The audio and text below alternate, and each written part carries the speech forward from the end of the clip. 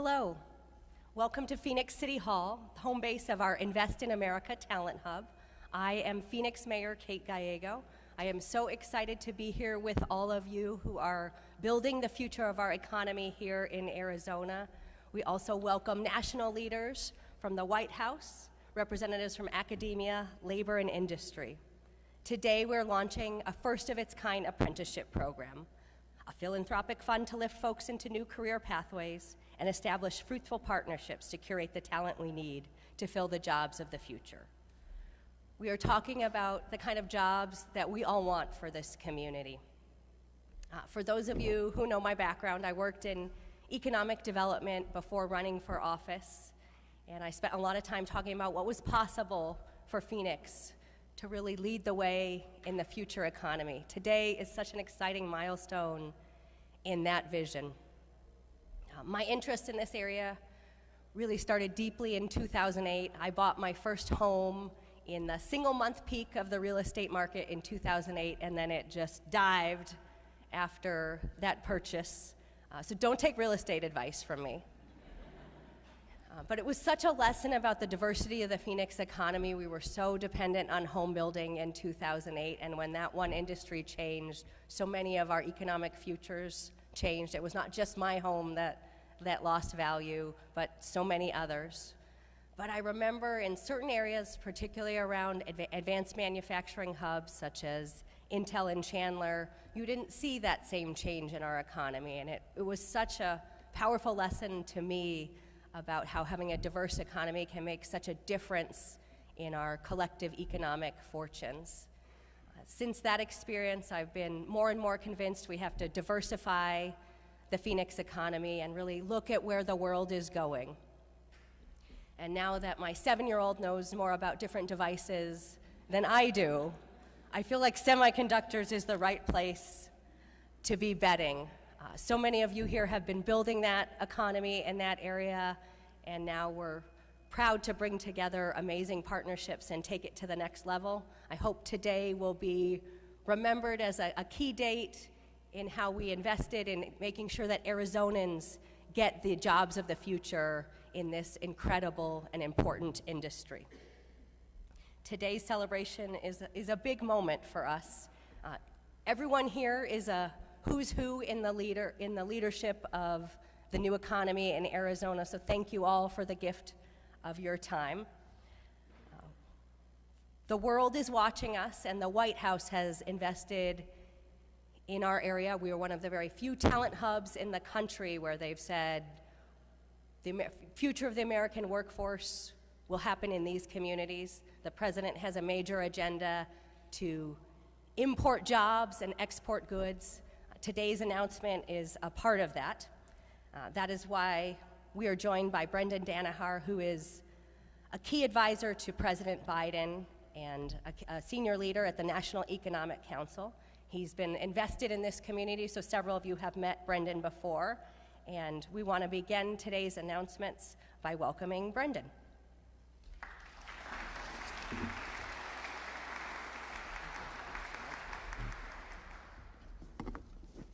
Good morning. It is terrific to be here to talk about these investments and the future of Phoenix. President Biden's economic plan is focused on growing the economy from the middle out and the bottom up.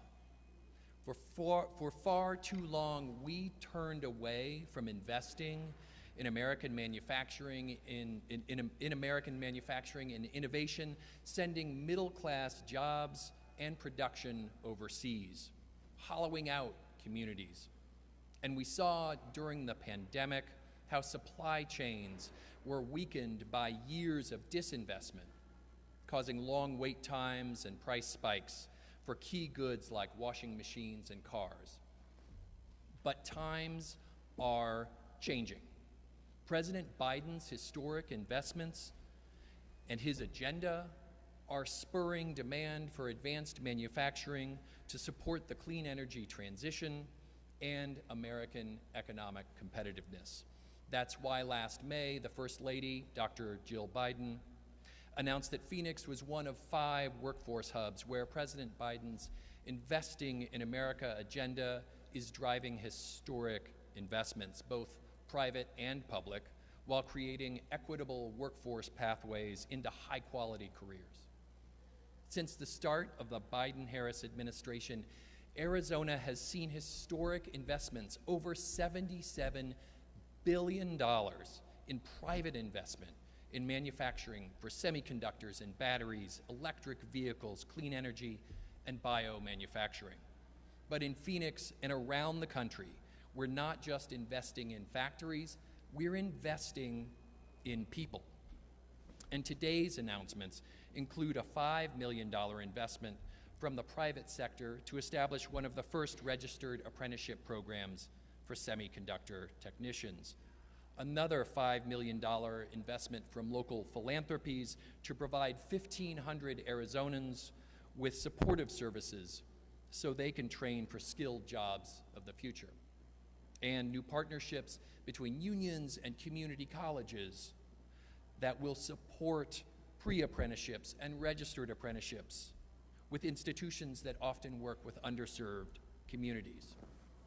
Governor Hobbs and the Arizona Commerce Authority used $4 million from the President's American Rescue Plan to fund supportive services like childcare and transportation, tuition, and supplies for semiconductor-related registered apprenticeships. And Arizona is using nearly $100 million of American Rescue Plan investments to expand talent pipelines into good jobs in advanced manufacturing, including semiconductors. Mayor Gallego has established a series of new critical partnerships to sustain long-term investments in workforce programs, including one of the first ever semiconductor registered apprenticeship programs. And your city, Phoenix, has emerged as a center of investment for growing industries like semiconductor manufacturing and clean energy. And as a result of the Phoenix Workforce Hub, employers and unions, academic institutions, and community-based organizations are working together to ensure that there's a diverse and skilled workforce that's ready to meet employer demands. These investments demonstrate how Bidenomics is growing the economy from the middle out and the bottom up here in Phoenix and indeed across the United States. Thank you so much.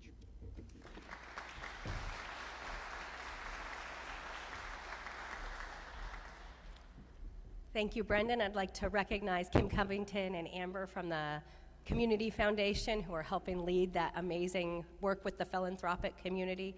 They share a passion for making sure that these jobs are available to the people in our community, and they have been our partners in so many things. Thank you to all of our philanthropic partners. The Workforce Hub is focused on advanced jobs, which could include clean tech, will eventually include clean tech, bioscience, but at the moment, our early focus has really been on semiconductors. And that's part of the reason we're getting so much international attention. News headlines confirm that Phoenix is emerging as a new epicenter for this promising industry, which is expected to soar to $1 trillion with a T in annual revenue by 2030. That's double what it is today, and it's already impressive. It's because of the work of a huge amount of partners from city and the state to the private sector and academic institutions that have come together. Today we'll get to highlight several different academic leaders who are part of this great partnerships. I'd like to thank Governor Katie Hobbs, who's in Nogales today and couldn't join us, for leading the state to new heights and seizing this incredible moment with all of us. We've also had an incredible effort from our federal partners. We're joined today by Dave Langdon, Deputy Director for Policy at the U.S. Commerce Department. The Commerce Department is leading the way with CHIPS investment and making sure that we are American leaders. It's hard to think of more communities that will benefit from CHIPS in the way that we will here in the Phoenix area. We're also joined by Tamika Ledbetter, who is one of our great leaders at the U.S. Department of Labor, thinking with us about how we can change apprenticeship programs and dramatically expand that so that we can help people get the training they need to take on these incredible jobs of the future. We'll next turn to TSMC Arizona. TSMC Arizona has presented a unique opportunity for the hub. They are one of our fastest growing key employers in Phoenix, investing $40 billion, an incredible commitment to Phoenix. They need a workforce of thousands of skilled technicians and engineers, and they've been partnering with us at the city to make sure we continue to invest in the talent in our community. TSMC has agreed to serve on our workforce board, and we are joined by most of our workforce board who's here today and who's been thinking in an incredible way about how to transform the Phoenix economy. So for our workforce board members, could you stand or raise a hand just so we can thank you for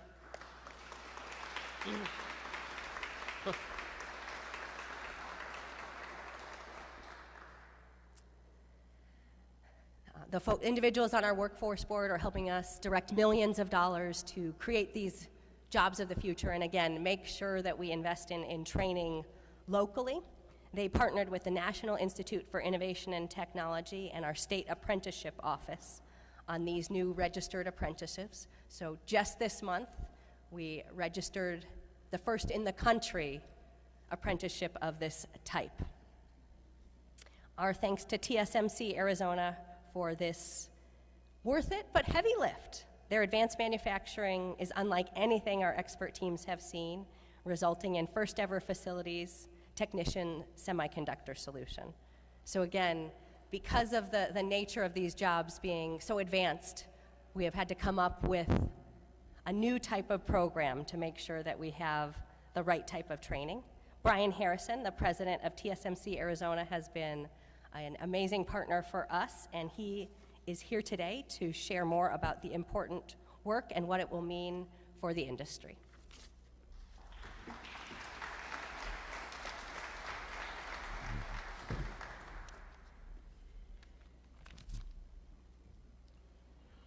Thank you, Mayor. Thank you, Mayor Gallego, and thank you very much for hosting us here today. We're here because of your vision and your leadership to help make this program happen, so thank you very much. I'd also like to thank Deputy Director Brendan Danaher for being here and for your support and representing that support from the White House. So thank you both. In May of 2020, TSMC announced our plans to build our first facility, a leading-edge semiconductor manufacturing facility in North Phoenix. Our groundbreaking was in April of 2021, and then in December 2022, we announced a second fab and increased our investment commitment to $20 billion, as the mayor mentioned. So we're now building our second fab. And today, we're honored to be part of making history once again.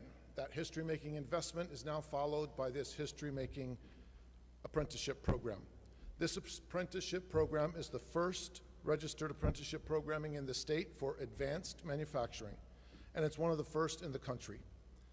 The rising demand for semiconductors is an incredible engine for growth, as was mentioned earlier, and it's already proving to be a substantial, significant job creator here in Arizona.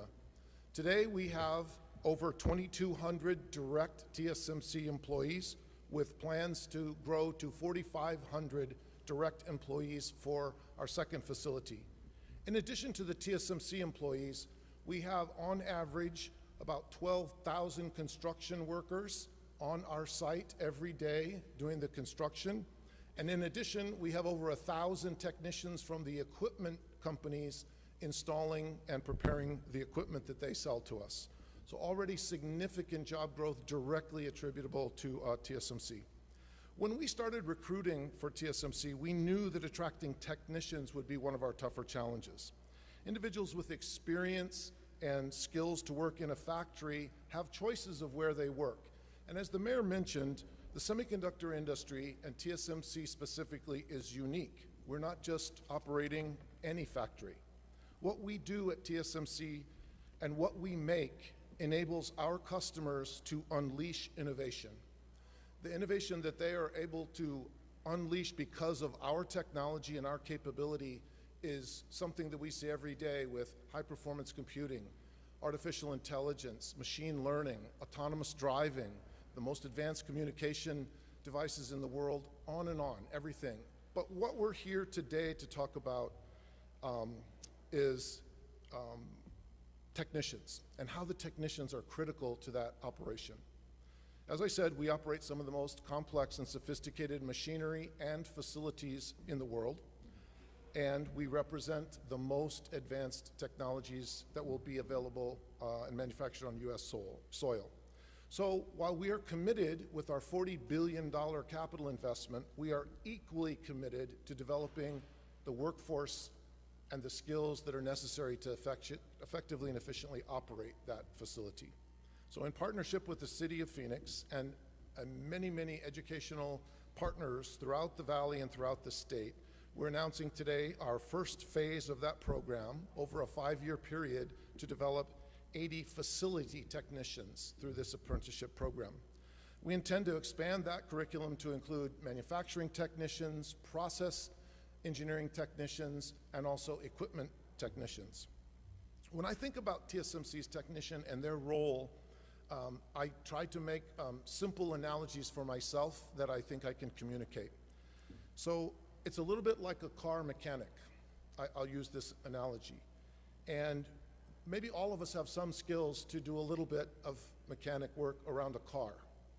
But, and I may be dating myself by expanding this metaphor or analogy a little bit further, our equipment in our facilities are like that famous car commercial from 20 years ago. This is not your father's Oldsmobile. And our fabs and our equipment are not Oldsmobiles. They're more like Formula One race cars. Both cars, both mechanics or technicians work on them, but dramatically different skill set and training required. So today, we're joined by Ray Barrera and Alejandro Munoz. So could you gentlemen please raise your hands to be recognized? I want to thank both Ray and Alejandro for being here today, and we're excited that you are part of our first cohort in this apprenticeship program to be facility technicians. Now, we know that you have what it takes, and we know that you will continue to develop your skills and your careers at TSMC Arizona. Alejandro, I understand that one of your hobbies is to work on restoring old cars. Well, to follow my example from before, that's perfect. So I know you're going to love working on our Formula One race cars every day. So in closing, I want to come back to why we're here. When we first announced our Phoenix investment and the $40 billion, that investment represented more than just the physical structure of the plant and the thousands of pieces of equipment that went into it. It also represented a commitment to the city, to the state, and to the region for decades to come. It was a commitment to invest in our local workforce, and today is an example of that. TSMC is fully committed to being a part of this community, and we're privileged to be a part of this historic program. Thank you very much.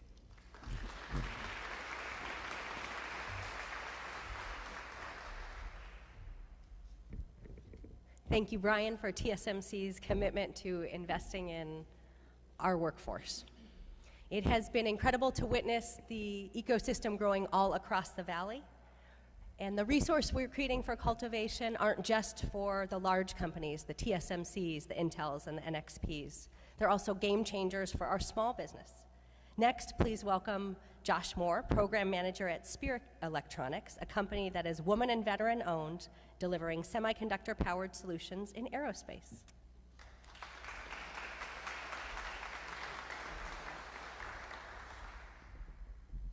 Hello, everybody. Yeah, I'm real happy to be here to give you a little perspective of what it is to be a small business and in this industry.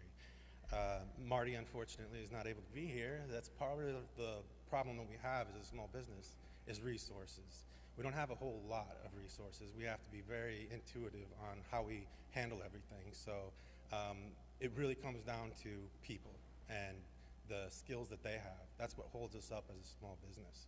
So this is really great. The apprenticeship's launching, and these are all things that we've been working on for quite a while, and I'm really happy to see this kind of play out now. So everybody, thank you for your hard work in that. And I think we're going in a really good direction and making the changes that we need to make to get where we want to be. So at Spirit Electronics, with a small business like we are, the impact of certain things that will cause a much bigger problem for us than it would a bigger company. So we have to really, gauge risks a little bit better. And so the best way we can handle that and to mitigate it is through training and having a good workforce development in our pipeline, so that we got the skilled people that can come in and take care of these and prevent any small problems that could come up that could have that kind of impact that we don't want. So that's kind of where we're at, and what we want to do is really make it, fluid in how we handle all the value add that we do at Spirit Electronics for all our projects. So other than that, I don't really know what else we got. So thank you.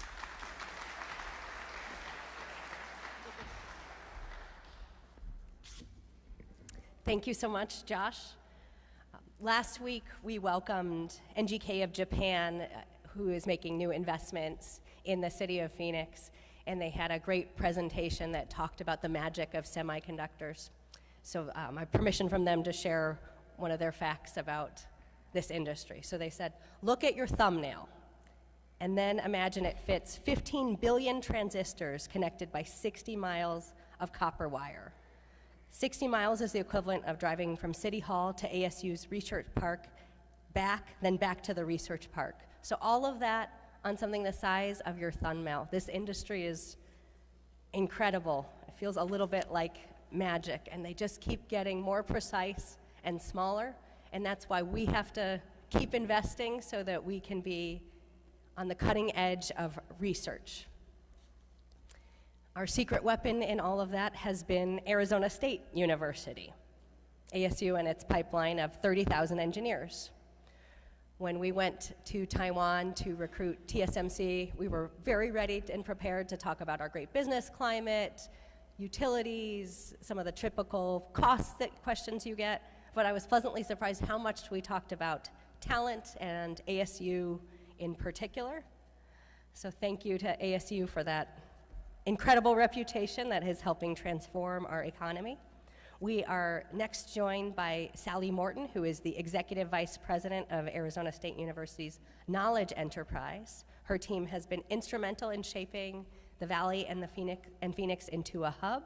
So we're gonna welcome Sally to dive a bit deeper into what we're doing to bring world-class talent, Sun Devil talent, into the industry.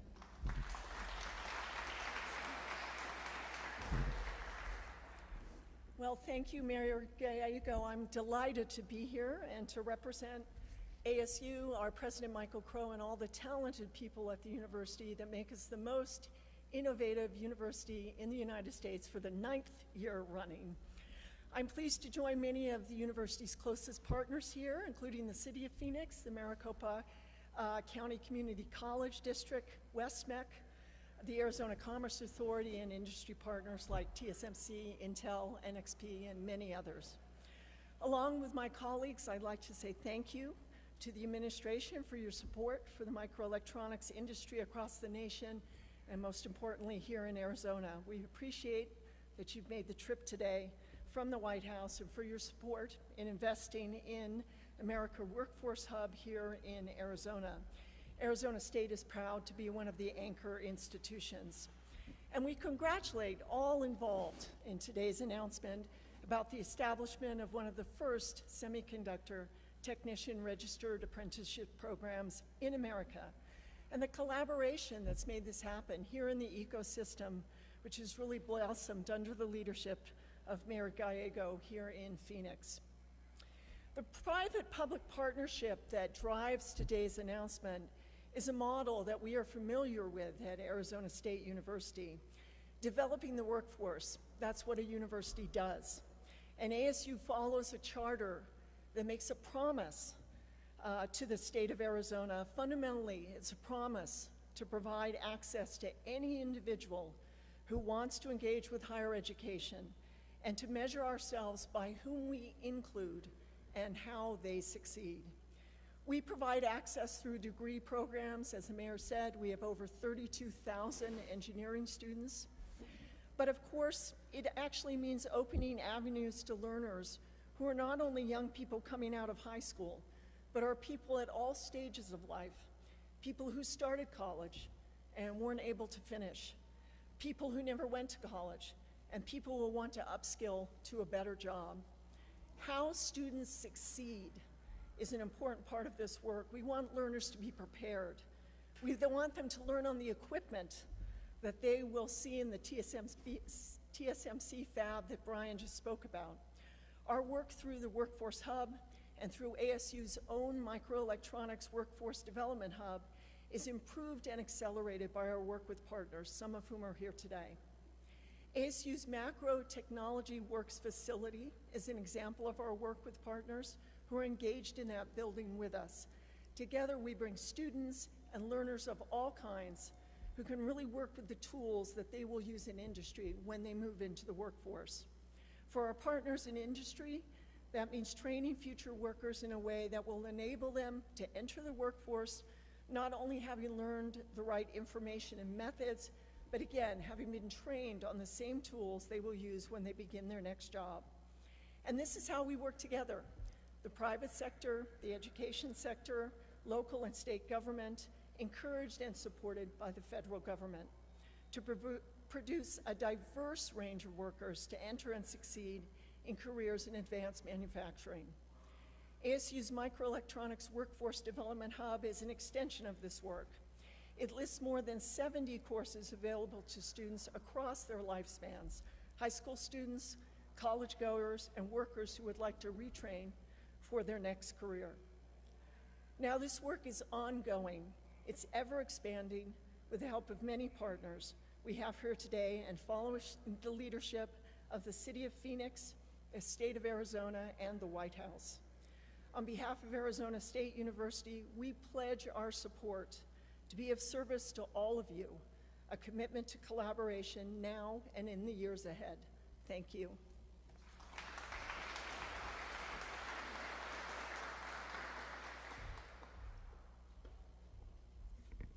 Thank you. When my amazing economic development director, Christine Mackey, and I were in Taiwan, we got to do a lot of bragging about ASU, but they were not the only educational partners that we got to brag about. Maricopa Community Colleges has been the workhorse of this economy and has helped develop talent pipeline across a broad spectrum. The community college system has been our partner in really upskilling our economy and helping individuals get the kind of high-wage career opportunities that we as elected officials want for our residents. We partnered with the Biden administration through the American Rescue Plan to create the Route to Relief program for people who were impacted by COVID-19 and who wanted to shift into a new sector. A key part of that has been the semiconductor industry. We have a variety of different programs. One I want to mention is the Semiconductor Quick Start program that introduces residents to the possibilities of a career in semiconductors. Another great partnership we have is through Arizona Career Pathways, where we provide wraparound counseling, because if you're making a shift into an industry such as semiconductors, it can be big changes. You may never have heard of semiconductors before, and so that counseling and just answering key questions is key in addition to the great courses of the community college system. I recently got to go to the Career Pathways graduation, and they had a mom and her daughter who went through the program together and were going into higher wage jobs. So those are the moments that keep you going in this type of work. South Mountain Community College has been a key partner with us on the construction and building trade sides. Those thousands of employees who are building these fab facilities need great training and partnerships. And South Mountain Community College President Richard Daniel has been a real leader in those partnerships. I'm pleased to have him here today to share more on this successful model and what's to come. Please welcome Dr. Daniel.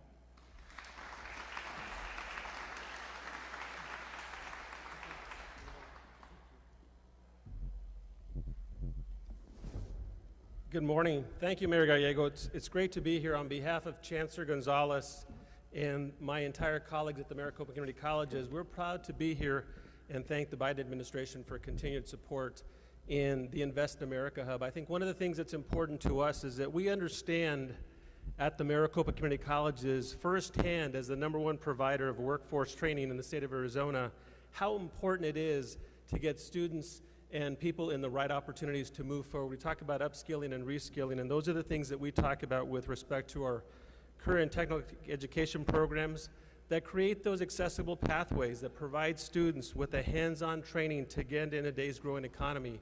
As you look around, the economy's growing, there's a lot of things happening, and we have to respond as quickly as we can. We work with industry partners, we identify opportunities, and then we build opportunities and programs to be able to address those needs that we have. One of the things I'd like to address, as Mayor Gallego mentioned, is the growth that's been happening with construction trades on our campus, and particularly also through the investment of Governor Hobbs and the Build It Arizona initiative that support 4 of our 10 colleges with Gateway, Mesa Community College, Rio, South Mountain Community College.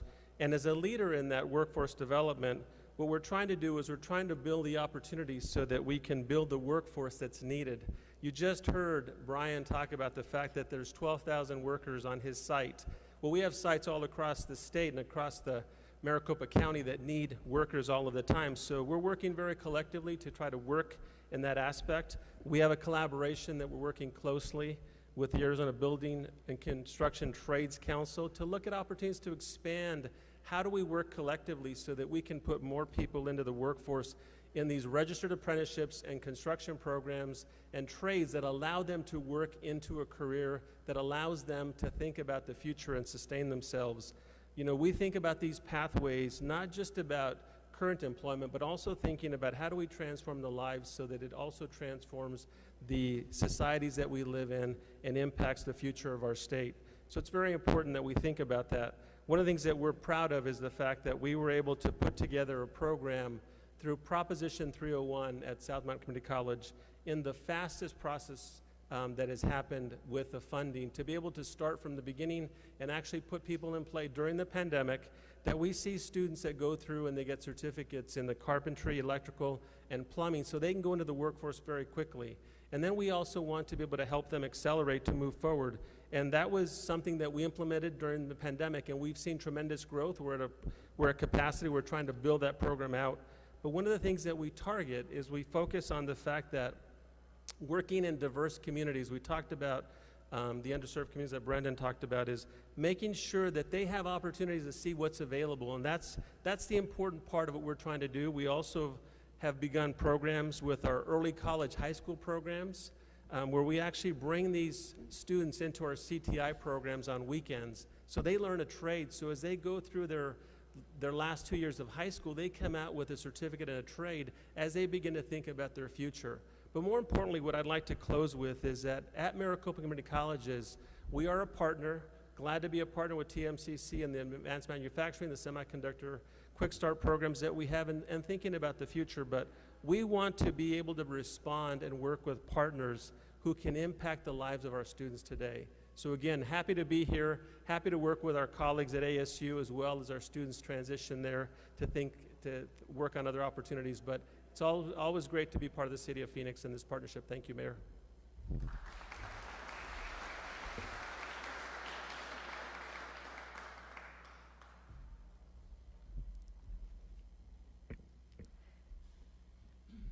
Our Workforce Hub has brought people together across all sectors of academia, trades, and business. We have just highlighted a few of the areas in which it's working. We are also joined by students from West MEC who are earning certificates in energy and advanced manufacturing. Can the West MEC team please stand so we can recognize you?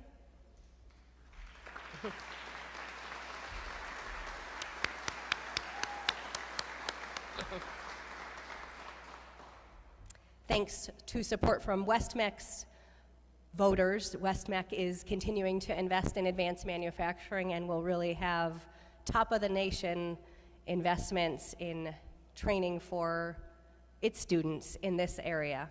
So what the Workforce Hub means for us is that all levels of training we have opportunities in our community. Our high schools have stepped up, our community colleges have stepped up, our universities have stepped up, our building trades partners have stepped up. We are all coming together to reshore American manufacturing and to make Phoenix an epicenter for great jobs. We're excited to have announced that first of its kind registered apprenticeship and so many other innovative programs so that people in our community can know they have many options to have a future in this incredible industry.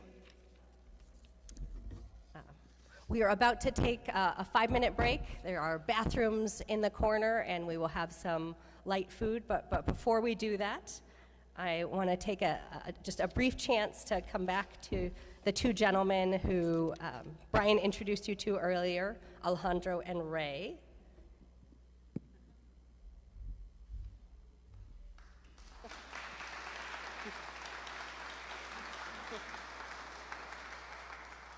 So you're making history with a unique apprenticeship program. I just want to give you a chance to introduce yourselves a little bit. I'm Ray Barrera, and I'm happy to be here. And I think this is an awesome opportunity for us. Alejandro Munoz, it's an honor being here. I think this is a great opportunity. I'm looking forward to it. Thank you.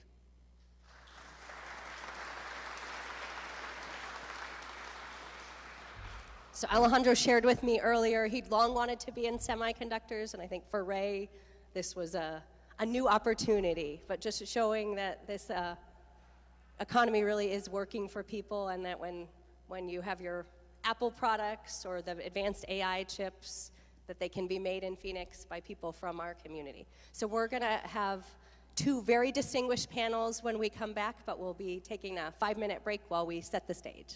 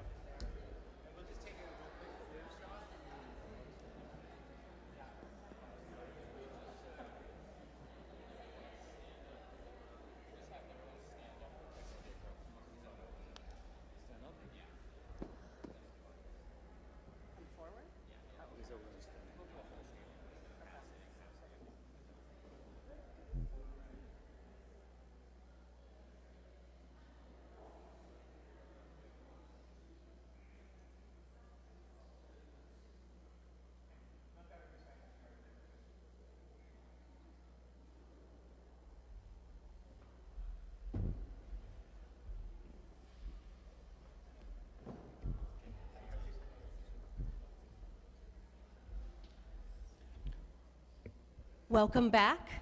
Thank you so much for joining us. We have two distinguished panels, the first one focused on business. And before we start that, I want to take a point of personal privilege and thank David Drennan from my team, who has put so much work into all of this.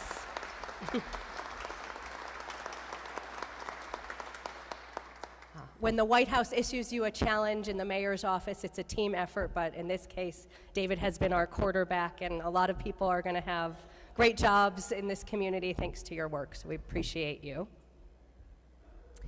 Leading this distinguished panel will be Carlos, who is our leader for jobs and workforce development. Carlos Contreras is an amazing pick by Governor Hobbs, particularly for this group. He comes out of Intel, so he knows this industry so well, and we're so excited that he said yes when Governor Hobbs called, and we're excited to welcome him to moderate this panel.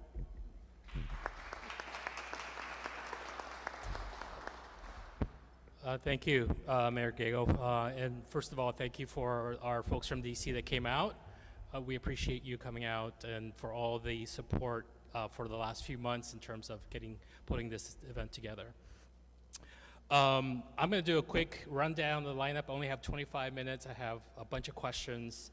But I think the one thing that I really want to talk about here is not the amazing technology, but also, you know, when I was in this industry, we always talked about this industry is sand, metals, and people, right? And without the people, you know, it's just a bunch of sand and a bunch of metals. And so we know the importance of talent and the importance of getting the folks involved. And so I'm going to go run through and just introduce everybody quickly, and then I'm going to do a rapid fire questions. So you all saw Brian Harrison, president of TSMC Arizona, Cindy Harper, VP of Talent for Intel, Jaime Pla, Senior VP of NXP, Chris Mackey, City of Phoenix, Economic Development Director, Kalu Wilson from Arizona Commerce Authority, and Josh Moore, who also Josh? Okay, thank you. Spirit Electronics, thank you.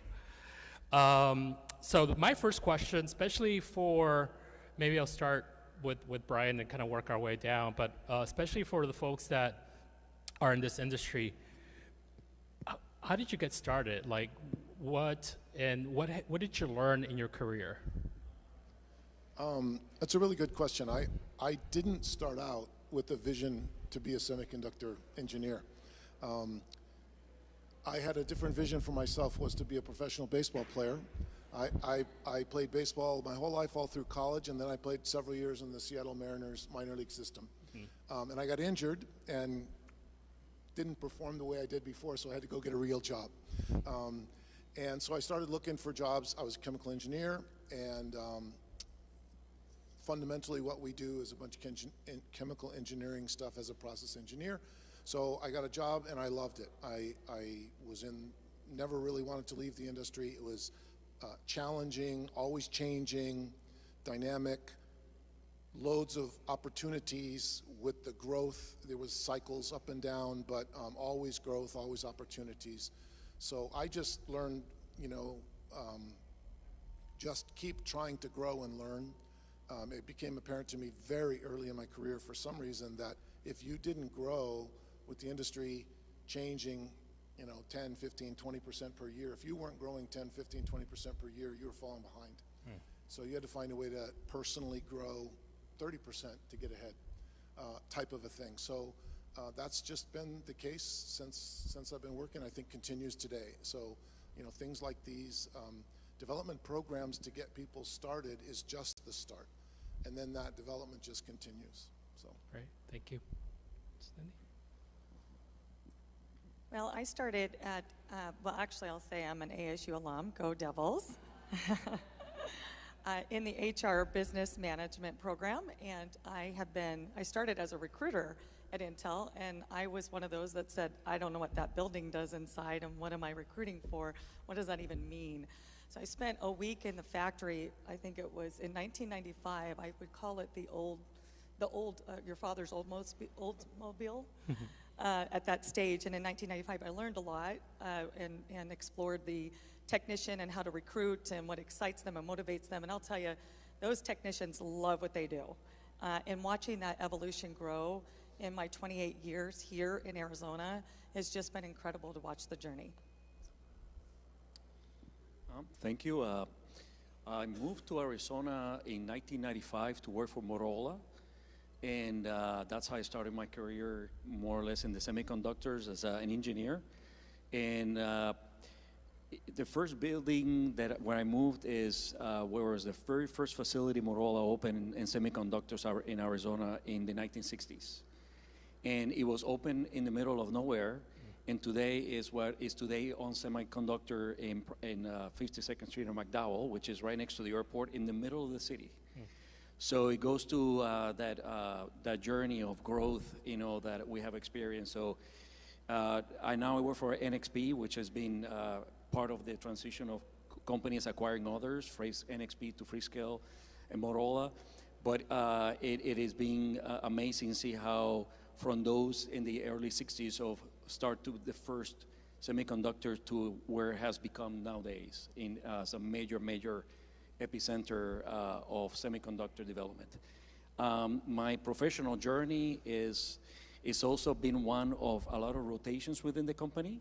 As I said, I started with NXP in Motorola as an engineer, but I had the ability to move and the support of the company to move in changing a lot of roles all the way to get to the point in which I'm in general management today. So thank you for the opportunity. So I started in commercial real estate and got to recruit companies from all over the world, but I always found myself wondering about the companies we recruited. We'd bring them in and I'd never see them again. We'd convince them Phoenix was the best place to be and never got to see them again. And always found myself wondering, did they find the schools they liked? Did they find the lifestyle they liked? Was business going well for them? And I know I'm going to sound like a complete geek. Mayor and I are kind of geeks together usually. I was laying on the bed one January watching the Chandler Channel, and a job like mine came up on the city's TV channel. I applied for it, and I have been an economic developer for 27 years now. My family immigrated from Liberia in the early 90s, and so when my mom received her first good-paying job, I realized the impact of a good-paying job and what that can do for a family trajectory. And so I've always been called to public service, and my parents were also public servants, and so I've been doing this for 20 years and love creating access to opportunities for underserved communities. Awesome. So I think it started for me when I was probably like 8 years old, trying to figure out how a remote control car was running. Taking it apart? I took it apart immediately and it was broken. And seeing all those beautiful little semiconductors and components, I think was the start. And then from there, the Air Force kind of matured me into the actual repair and dealing with as a professional. And since then, working at Spirit Electronics, we've really done a lot with value add. So, and really getting the testing on those components that I was so fascinated with as a child. So, and what have I learned? I've learned that I'm never going to stop learning because we can barely keep up with the new technology as it is. So, just always going to be learning. All right. So I'm going to start, and I might have to do like a Phil Donahue for. Oh, there's Phil Donahue. I'm not sure if you all are old enough to remember that. Thank you. Better than Jerry Springer. Yeah, didn't go there. Brian, congratulations on the announcement for the apprenticeship program. Can you talk a little bit about why you went in that direction and what are you trying to, what are you looking to accomplish with the Registered Apprenticeship program? Yeah, so first I think I would like to repeat my earlier comments and thank the mayor and the city and her team, as well as all of the academic partners that are working with us on this program. And I've said to many of each of those independently and together, even this program, as ambitious as it might be, and as we expand it beyond facilities into manufacturing equipment and processes I mentioned, and it's a fantastic program and it will grow dramatically, it still won't be enough. If you think about the magnitude of what's possible and what's necessary here, not only for TSMC, but for the industry overall and the community here. You know, there's many programs that are part of this development and renaissance of U.S. manufacturing. I haven't done the math, but I bet you half of the investment will happen in Phoenix. And so, Mayor's happy, by the way. She's Yeah. smiling over here in the front. So if you look at the growth opportunities, as I said, not just for the 1,000 or 2 or 3 or 5,000 TSMC employees, it's the trade contractors and trade programs to build the trades. It's our suppliers and the thousands of technicians they need to assign to our factories, the materials and suppliers that have come to support the industry growth. So in any one of these programs, as a student or a prospective person goes through, they can opt out at any time along the way and say, you know what, I don't want to work in TSMC clean room anymore. I want to be a welder. I want to be an electrician. I want to be something else. It's still going to support the industry, and we all have to uplift the capabilities. So, you know, I think that this is a fantastic program. We're proud to be a part of it, proud to make history today, as the mayor said. But there's just so many more things that we all need to do. There's no need for anybody to fight over a piece of the pie, because the pie is bigger than any of us can handle anyway. Thank you. Cindy, similar question to you in terms from an Intel perspective, and I know you do talent development globally. Correct. Can you talk a little bit about what type of programs and what are the type of challenges that you see, and what are the opportunities that are available? Yeah, I think Brian hit it. There is huge shortage. When you start to think about by the numbers, I mean, Brian mentioned TSMC has, 5,000 contractors or trades on board. We have another 3,000. We've got another couple thousand working on the growth. And then on top of that, we need technicians. And that's just TSMC and Intel. And you add all of us up here, it's a lot. And you see the big opportunity ahead. And you know that, even though Intel's been here for 45 years in Arizona, we've developed great relationships with the with Maricopa Community College. ASU's been huge. We're doing lots of great work. It's just not going to be enough. And, I sit back as a parent, too, thinking, did we do wrong in trying to encourage just that 4-year? You don't have a choice. You're going to a 4-year university, and didn't look at the trades of being, that sexy career that you can have and really, have a really nice longevity there. So I think bringing that in, I think things like apprenticeships help that amazing, that can help us tremendously. I think it'll help the construction, the trades, and then also manufacturing technicians, so that we're not, like Brian said, competing for all the same talent. So I'd probably say those are probably the big areas there that I would say. I think Quick Start's good. I'm just going to do a quick shout out. I love the Quick Start program. I'd love to see that bake into the K through 12s. I think we should start those early, get them excited about that. It's a 2-week, you get them hands-on experience, and then maybe that would encourage them to stay in and join these apprenticeship programs. And I think we have some school districts. So Cindy Harper, second from her, just catch up to her afterwards. Jaime? Just to keep building on some of the comments, I guess 2 things that I will say that resonate really with me. The first one is the whole dimension of the ecosystem. And I think the discussions and the representative here really highlight in that element of success. As a member, and that means, different elements of the education system, different members of companies. And at the end of the day, it's not about that we compete with each other, but more that we collaborate with each other to create a healthy ecosystem. The second comment I was going to make, just to accentuate that, is as a member of a multinational company, we have global operations in all parts of the world. And we see this strong trend towards nearshoring. And it's not just about manufacturing, but it's about design capabilities, all sorts of different things. And where we see areas of the world where people do this very, very well is when that strong ecosystem of partners all collaborate together towards a common good.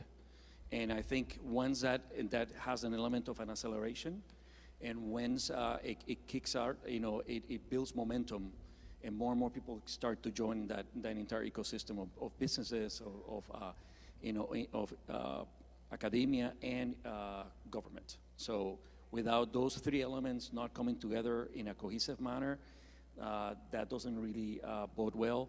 But what is exciting about this is exactly what is happening here. So I see really all the right ingredients for that, and also as a company will benefit tremendously, and as a community.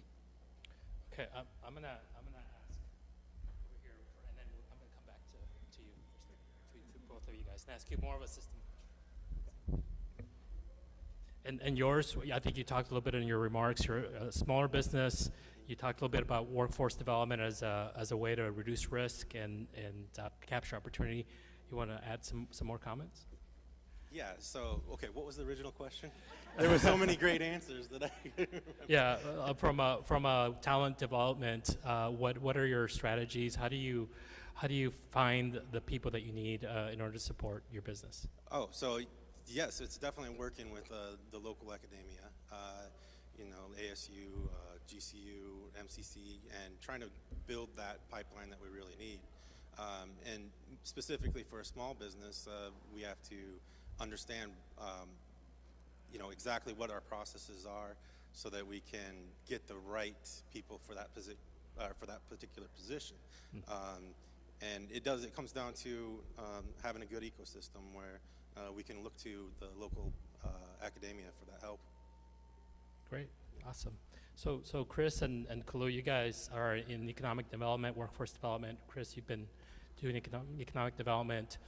What is from your perspective, right? How do you address these opportunities? You hear a lot of collaboration. Sometimes we think companies are very competitive, and they are in the marketplace, but not necessarily for talent. So can you talk a little bit about that? Yeah, so as we look at this and we hear from our companies and what they're looking for, we just don't sit on the sidelines. And a few years ago, we conducted a workforce survey of 1,000 of our companies in partnership with the community college, and it really told us a lot of information. We created a great report from it. But as an economic developer, what came out of it for me, and poor Lisetta Hogan's, our executive director, has had to listen to me ad nauseum about this in the program, is that as a city, our goal and our job needs to be in workforce development to start with the companies first. The companies have the jobs. The companies know who they need. The companies know who they're going to hire. And as workforce building, our job is to get the workforce into the jobs that are the jobs of the future, that are the jobs that are going to be here, that are the jobs that aren't going to disappear, that are the jobs that are going to evolve. So really, as we looked at it, we took workforce and turned it on its head, and we started with the companies and the jobs, and then moved the workforce forward. So as we look at these programs, knowing what these companies need to be able to create this sustainable, driven workforce it really leads us to exactly where we need to be. So we know the programs to be able to help go find funding with the federal administration, and to find funding with the companies, and find funding with our community colleges and our universities and our JTED partners and others, to be able to say, as Brian, poor Brian's going to never live this one down with, this isn't your dad's Oldsmobile. We like to say that this ain't your granddad's Phoenix. And so it is taking that information and working with our educational partners and acting as the collaborator and convener to bring everybody together to drive the programs. I think that's really our role. Mayor Gallego and she and I have been together. Neither of us are going to tell you how many, nearly coming up on 2 decades that we've been together as economic developers. And when we came here together, that was her mission, is to change Phoenix back into these advanced technologies and these cutting edge companies, and bringing them here, because they really started to overlook us. And that really, that's for she and I have been here in Phoenix together for 10 years. And with Lisetta, and then Deb Furlong is here, I think. Deb, raise your hand. Deb, and if I could, Mayor took a liberty. I'm going to take a liberty really quickly on this program. So David Drennan, Lisetta Hogans, and Deb Furlong, under the mayor's direction, worked tirelessly with our companies, with the federal government, to create the first registered apprenticeship program. I can tell you, I was in my office just a short time ago. We call ourselves the night crew because we're always here at night. And they came running in with a document for me to sign so that it could get registered before midnight. And they were so excited that they got to be the first registered semiconductor apprenticeship program in the country right here in Phoenix. So if you could join me in giving them a round of applause for that.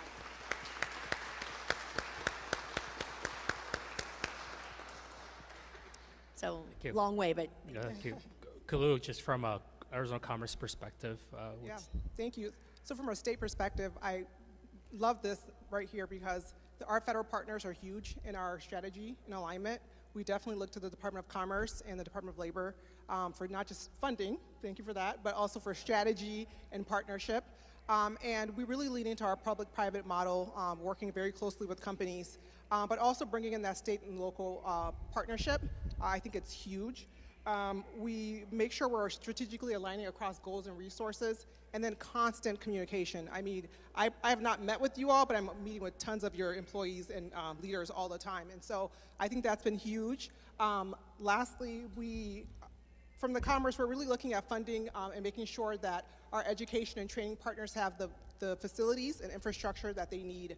And so I think, a lot of our existing university partnerships, we're expanding those, but really want to highlight our workforce training centers, the Future 48 Workforce Accelerators that we've been working on across the state, but specifically here in Phoenix. We're working with Maricopa Community Colleges, specifically with semiconductor technicians, and so we're really excited about that, making sure we're getting input from the employers that are on the stage here today, and then working very closely with our education partners to make sure we're developing training that's aligned to the demand and what the employers are telling us. Thank you, and I think we're up against time now. So before I wrap up, I just want to thank everyone for taking the time and sharing your thoughts and your insights. We're very appreciative. Big shout out to the Mayor's Office, Mayor Gallego, and your team for pulling this together. Fantastic event, thank you. And I think I smell food over there, so I think there might be some food back there. So thank you, and I'll turn it over to the Mayor.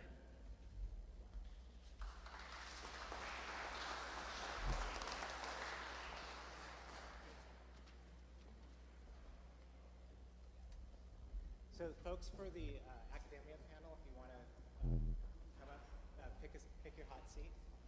And while they're coming up, I might give a chance to our WestMech students to say hello if you guys are up for it. So you want to come up and introduce yourselves.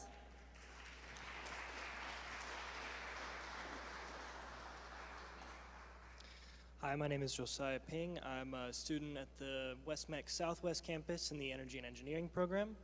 I really appreciate this opportunity to speak here and see all of this that's going on and the opportunities that are out there for young kids like me. Thank you. Hi, my name is Gabriel. I'm also in the Energy and Engineering manufacturing class. I'm in the first year of the program. It's an honor to be able to speak here and have this opportunity to be here. Yeah.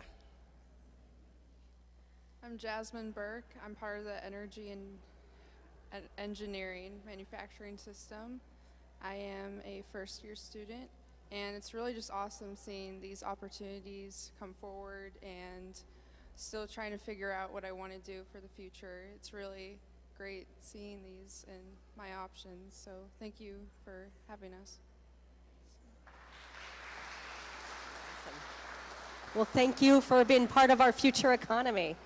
And now we have a final panel of the day, and you've heard about her name and all the work she did to get us this historic apprenticeship program. Please welcome Lisetta Hokins.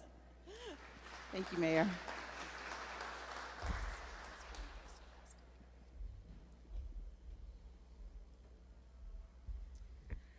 All right, our esteemed academia panel.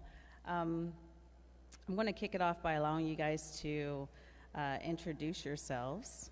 But as you do, if you can share, as you share your name and your organization that you're representing today, what is one unconventional or unexpected skill or hobby that you've picked up outside of your professional life that has surprisingly influenced your approach to education? And I know I sprung this on you, so whoever wants to go first. Well, I'll go first, bravely. My name is Daniel Barajas, and I am the Chief Officer for Workforce and Economic Development for the Maricopa Community Colleges District. I have to say, given the mayor's right there, I'm also proudly serving on the City of Phoenix Workforce Board, and so it's my pleasure to be in that space. Something unusual, I'll say this, at the risk of being too open, I'm a terrible introvert. Growing up as a kid, terrible. So my ability to learn how to communicate and speak and network, those are the skills that I think I've invested myself in. So my younger self wouldn't believe that I would be sitting in this chair today. So I'll pass it on. Thank you, Lucetta. Good afternoon, everyone. My name is Jerry McPherson. I serve as Managing Director for Perscolas Phoenix. We are a nonprofit organization that provides training, access to certifications, and job placement for individuals looking to break into the tech industry. We also have a particular focus on underrepresented communities in tech. So that would translate to Black, brown, women, and Native communities here in Phoenix. We are intentional on getting them trained and making sure that they have a pathway to actually getting to the workforce and begin their career in tech. And the unconventional trait that I picked up that I apply to education, well, I've made a lot of mistakes in my lifetime, and I've made sure to learn from them. But I would say that I've developed the ability to learn from other people's mistakes. So I'm always open to hear someone's story, hear their journey, where they went right, but more importantly, where they went wrong, so I can help myself to try to avoid those things. Thank you. Hi, everyone. Raghu Santhanam. I'm from Arizona State University. I'm a Senior Associate Dean in the W.P. Carey School of Business. I also run the AZ Next Workforce Accelerator Partnership that's funded by the Department of Labor. That is focused on training, apprenticeships, and industry credentials across the board. So one thing that I've learned that I've applied to my work, right? So I can tell you, right from my childhood, I've been really bad at sports, which means that I'm always learning, right? So what I found out is that the more I play with those people where I continuously lose, the more I learn. And that I've applied in my workplace as well. I always work with those that are smarter than me because that's what helps me to keep learning. And that's what I do here too. So, thank you. So good afternoon, everyone. My name is Dr. Scott Spurgeon. I'm the superintendent at WestMec. WestMec serves nearly 4,000 square miles in West Maricopa County. We have four main campuses with about 3,000 students, and we serve about 47,000 students CTE needs in the West Valley. Brian doesn't know it, but he and I have a connection. We're both on the permanent DL list. I got drafted by the Astros back in '88, and Louis Gonzalez and I were drafted at the same time. We actually lived together in Auburn, New York, our first year A club. So we're both on the permanent DL. So something that's really changed me from the outside really is probably my professional baseball experience and my coaching days, which really allowed me to learn how to build a team, learn how to overcome adversity, learn the value of education, the value of doing the hard work. And I think more than anything is my absolute disdain for losing. Thank you so much, gentlemen. All right, for this first question, we'll start with Jerry. Jerry, in the face of evolving technologies and changing educational paradigms, how can academia ensure that it remains at the forefront of innovation and equips students with skills related to success? Well, I would begin by saying that these institutions, whether it's a school or a nonprofit, just needs to remain nimble and remain with the eye on evolving themselves. I think oftentimes, at least in my experience, I've gone through the educational system and realized I'm trying to learn something advanced, but the technology that I'm learning on is a little bit dated.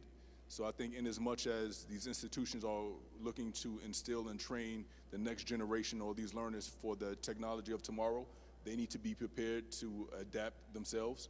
So just having an eye on pivoting and remaining nimble to themselves adapt to whatever format or structure or platform is available. And I think we've seen that coming out of the pandemic, where a lot of organizations and institutions pivoted to a virtual space. So I think having that awareness that they continually need to evolve will help the organization be prepared for that change.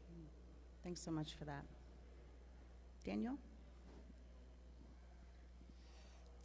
So how do we stay current and I guess in this idea that we are understanding what the innovative needs are? I think part of it is, and I'm really proud to say this, being here in Phoenix, I think one of the things that makes our community special is not only do we have partnerships, but we have relationships. And I think to that end, as I look across the folks in the audience, again, I see a lot of friends. I think in order for us to, as a community college, to continue to be plugged in, I think we need to understand that we're working with an ecosystem. The first would be industry. We have to have those conversations and be at those tables. Just second to that, I think, is government, whether it be the city, the state, the federal government. A lot of information can come to us through those sources. But I also would like to recognize the economic development community here, the chambers, for example, certainly the workforce development. I get to sit on that workforce development board for the city. Is a great example of how I can stay plugged in. But then there's also my education partners. So as I look to the right, in particular with WestMech and ASU, we're now at the table together. I don't think we were conducting business in the breaks, right? We're having those kinds of conversations because we're feeding each other information. And then lastly, there's a group that sometimes goes unsung, which is, I'm going to say, more of that social service group. There are organizations here locally like Chicanos por la Causa, Goodwill, the Boys and Girls Club. You think about those groups, that are sponsored then through organizations like the Arizona Commerce Authority and the Office of Economic Opportunity. We have to exist in that system, that ecosystem, in order to really understand what is expected and needed from us. So that's how we stay plugged in.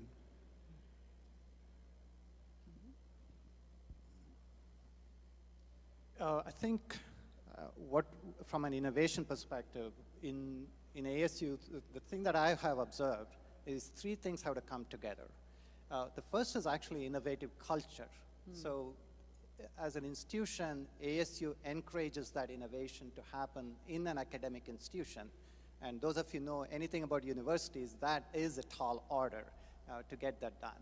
But the second thing within that is an intentional strategy to do that, right? So that strategy has been built throughout the last 2 decades on how do we actually impact in terms of innovating in higher education. And third thing from there is structure, right? So you have to have the right structures in place to make that happen. So one of the, I would say, the critical innovative things that we did from a digital platform perspective is we created Ed Plus, which is an ASU online platform that now houses more than 100+ degree programs, right? And that took a lot of effort to come to fruition, but it is also what makes us successful today, where we are nearing 100,000 students on that platform. So now we are looking next, right? So what's coming next? So which is where there are two things. So one is Dreamscape, is a platform that we're using right now to bring in AR and virtual reality into our education programs. So one of the new things we did is we took the introductory biology course and implemented that in this AR and VR environment. We also measured the success of the students who are taking this course, right? So what we found out is there is a significant improvement compared to an in-person class when you took this introductory biology class in this AR and VR environment. So that is really encouraging. So we are now expanding and looking at applying that in a number of different places. For semiconductor industry, one of the places where we see this as a big benefit is in terms of visualizing the supply chain within a complex landscape. So that's something that we can do in this kind of a AR, VR environment. The other thing, you must have seen this last week, we announced we are the first university to have a partnership with OpenAI to bring in generative AI technologies into our both administrative and academic programs. So that's really exciting. So that's what is next for us in terms of looking at how these emerging technologies can be utilized to continue to innovate the way we've been innovating in the past 2 decades. Thanks so much for that, Raghu, and congratulations to ASU. So if anybody's ever gone through a new innovative idea, you know what it's like, and you know the consequences that go along with that progress, because oftentimes when you choose to do something different, there's always those that are there to tell you that you can't get it done and you can't make it happen. And so to be innovative is a person that takes risk. The way we stay current, all 29 of our unduplicated programs at WestMec all have advisory committees, and those advisory committees are filled with business leaders that actually drive probably 95% of all we do. It's also important for us to be a part of many committees and many organizations throughout the Phoenix area and other places to kind of stay on the cutting edge. So for an example, we've met once with not a new company, one of the top AI, VR, AR companies in the world out of Poland, Immersion Labs, and they'll be bringing back some solutions for us to find our stepping off place in career and technical education, which is extremely exciting. But not only is it exciting for us to be able to move forward, but at our Southwest campus, which was designed by the DLR architects, which is a thing I want to mention real quick, is you can bring all kinds of programs and services, but does the learning space prohibit or inhibit the ability to be able to get those kinds of innovations done? So DLR architects did our Southwest campus. They're also going to be doing our brand new Southeast campus, which will be a 30-acre campus on Thomas and 101, which we'll break ground on pretty soon. But the innovation piece is really, do we have the ability to offer some new programs, which we will at the Northeast campus, which, Mayor, you've been to. We're going to offer a new hybrid electric vehicle opportunity there. We're going to be building out specifically for TSMC and advanced manufacturing and AIT, a 2-story empty airplane hangar behind Northeast campus as well. And we're going to be expanding our Southwest campus for the work with the electromechanical technicians for Nestle. So we're working with Core Power, Nestle, Amcor, TSMC. So we have a lot in the hopper right now. And you know what? We're creative, we're innovative, and we're not willing to take no for an answer, so we're going to keep moving forward. Thanks so much for that. And so this would be our final question for the panel today, and we can just kind of go down the row. So we've heard a lot about industry today, right? Previous panel kind of really gave a lay of the land as far as like what the needs are, new emerging technologies. And so as industries rapidly evolve, curriculum remains aligned with the changing demands of the workforce. What partnerships or initiatives have you implemented in your organizations to bridge the gap between academia and industry to ensure we develop a skilled and well-prepared workforce? So I'll just talk about one, since TSMC and the semiconductor environment has been kind of the topic of conversation today. When I got here in July of 2022, we began the conversations with Scott Holman, who's no longer there, but with TSMC. And my big ask of him was, when we travel down this road, will you promise me some technicians on our team to develop curriculum and instruction scope and sequence and the actual assessments and design for the program we're going to deliver? Because just because the job description says something on paper, it doesn't necessarily mean that's what's actually happening on the floor. And so we've met with them 4 consecutive times with our curriculum and development teams, with other educational partners in the room in and of itself. And so we think we have now a really, really good start to be able to say, okay, these are the actual needs based on the technicians that are on the floor, and then what programs and services do we have at WestMec, and how can we be nimble enough to make those changes to be able to deliver on the kind of workforce needs that TSMC and those technicians are going to need. Now, I know looking for 4 different technicians, WestMec, we can't be everything to everybody, but we can be everything to somebody. So 3 of those technician positions we're going to be able to deliver on when TSMC begins to open the doors to our students. Yeah, start from the semiconductor industry perspective, and then I'll give a broader orientation to how we do this in ASU. With all of the investments that was going on in Phoenix, the first thing that we decided is that we need industry input to make this work. So we created a semiconductor industry council that is made up of all of the major players in Phoenix and globally. And that's what's helped us to create this microelectronics workforce development hub, which has over 70+ programs. Sally mentioned that early on in our event here. So from there, especially in a semiconductor space, you also need hands-on experience. And that has to happen at various levels. So this is where I'm really proud that we have this partnership and creation of this Fab Center, Materials to Fab Center, that's actually funded by Applied Materials. We have some of the best advanced equipment out there, including the 300 mm fab that leading industries use it today in their production space, but innovators, students can actually work on that equipment, get trained before getting placed in the semiconductor industry. So I'm really proud that we have this sort of a community resource that we can utilize for training the workforce here in Phoenix. Now, broadly, the way you get to work with the industry is by having them intimately involved in all of the curriculum development efforts. So they need to be at the table telling us what they need. And especially when it comes to industry-recognized credentials, the technician training and apprenticeships, it has to be a customized approach. So in all of the programs that we've been designing in AZ Next, there has been industry input. We have an advisory board that's over 100 plus from various industries in IT and advanced manufacturing. They review what we are doing every quarter, provide us feedback, and that's really helped us to build this portfolio of training programs that are incredibly beneficial to all of the industry here. So that's, again, a larger strategy within ASU is to have the industry at the table, work with our faculty directly, and make sure that that reflects in the classroom so that what we do is relevant to the industry today, but also tomorrow in terms of their career progression. Thanks so much, Raghu. So, per Scolas, we are, though a nationwide organization, we are relatively new to the Valley. I've been in there about 2 years, and still a small and growing organization. Mm-hmm. And we, our approach and how we interact with our learners, we think about the end goal. So we want to be able to have the confidence that any learner who comes to our doors, sit with us for 13 weeks or so for their respective curriculum, that we have the confidence to place them in the workforce. And what the relationships that we're building with the organizations, the corporations out in the Valley is what helps us build that confidence. So Tech Systems, for example, we have developing relationships with Tech Systems. They actually provided what I would describe as the seed money for our campus to launch locally. They are a placement agency for tech jobs. They have their thumb on the pulse of the demands in the industry. So as they learn what their demands are and what they're forecasting, they can come to us and tell us, per Scolas, we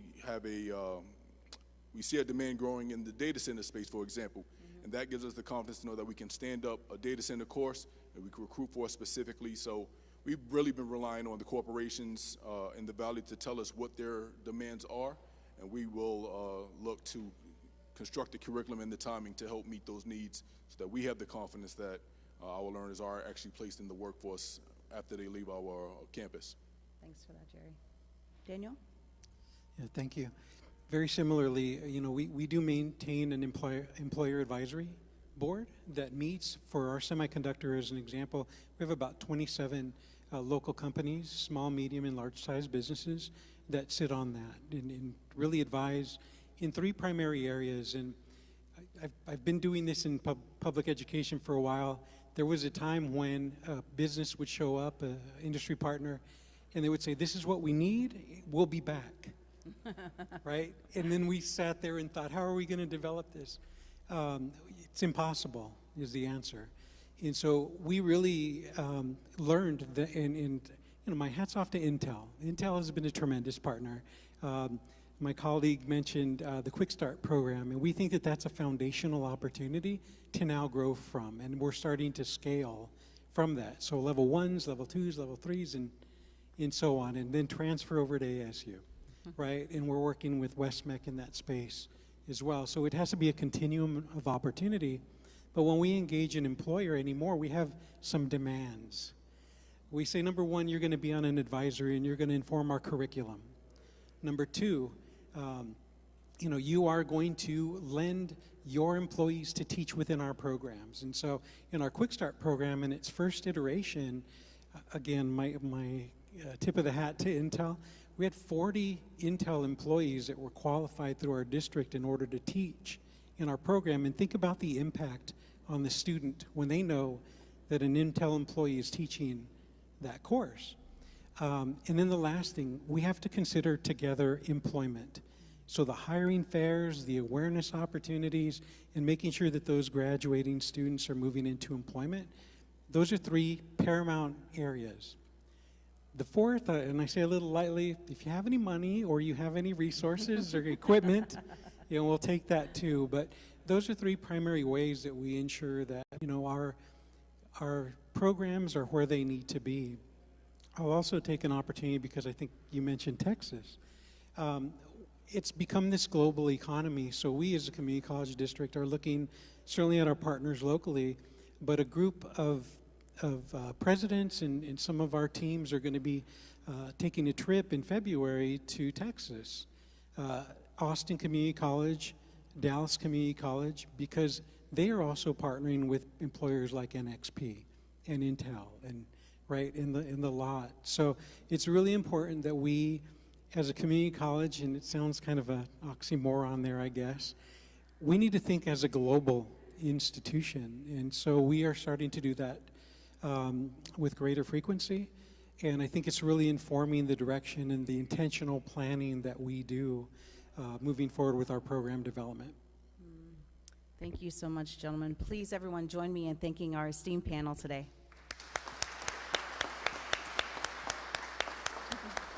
And with that, we'll turn it back over to Mayor.